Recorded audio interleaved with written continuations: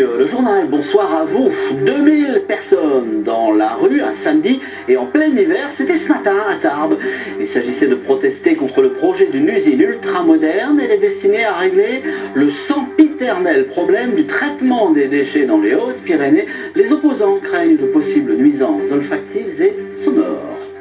Manger des légumes produits tout près de chez soi, c'est une bonne idée déjà ancienne. Elle attire chaque semaine de nouveaux adeptes.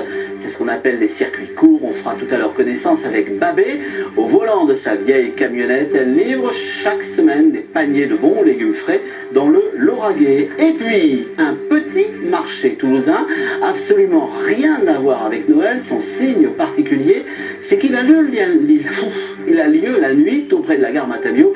Les commerçants s'adaptent aux nouvelles habitudes des clients qui n'ont pas toujours le temps pour faire les courses pendant la journée.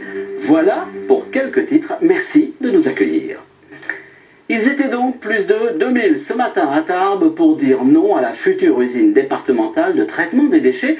C'est un bâtiment ultramoderne, on y fabriqua du méthane grâce à la fermentation des ordures et l'ensemble est garanti sans mauvaise odeur. Le problème, c'est que les opposants ne croient pas à ces belles promesses. Ils dénoncent aussi une mauvaise concertation. Pascal Lagorce et Virginie Beaulieu.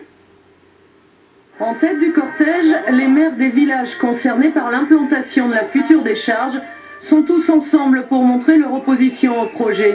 Le site définitif sera implanté sur les coteaux, au-dessus de Tarbes.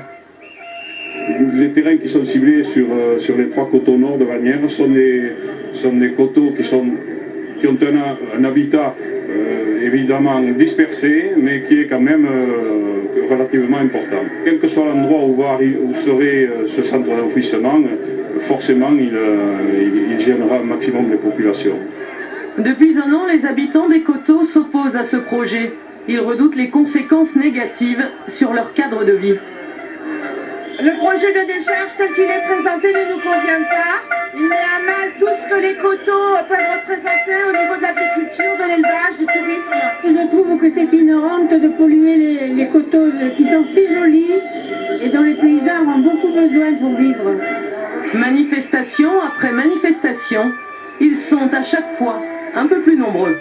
Depuis un an, on essaie de nous faire de démobiliser les populations en faisant traîner ce projet.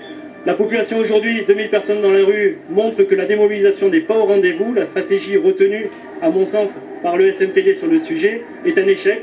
La population est toujours là. Donc nous irons jusqu'au bout, quoi qu'il arrive, au niveau juridique, et peut-être sur des actions plus radicales sur le terrain si nécessaire.